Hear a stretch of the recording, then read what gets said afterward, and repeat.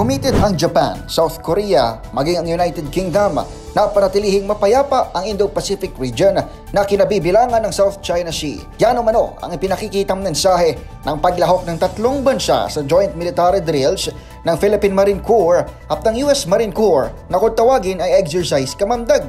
Ayon sa pamunuan ng drills, ipinakikita ng edisyong ito ng Kamandag sa buong mundo ang kahalagahan ng maritime security.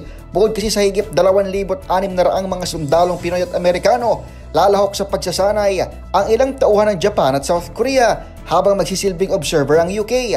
Ito na ang ikapitong Kamandag exercise, pero ito ang unang beses na sasama ang mga nabanggit na kaalyado ng Amerika at ng Pilipinas. Bago ang drills, matatanda ang inanunsyo sa pagdating ni Japan Prime Minister Fumio Kishida ang pagpondo ng Japan sa 235 million peso worth ng coastal radar system ng Armed Forces of the Philippines.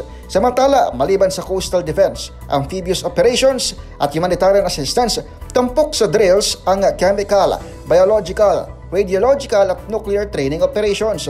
Isasagawa ang Kamandag sa iba't ibang bahagi ng Luzon, Batanes, Zamboanga, Tawi-Tawi at Palawan hanggang sa 20 ngayong Nobyembre. Para sa kauna-unahan sa Pilipinas D0H, ito si Edniel Parrosa. Tuloy-tuloy sa pagbabalita, tuloy-tuloy sa serbisyo. Sama-sama tayo Pilipino.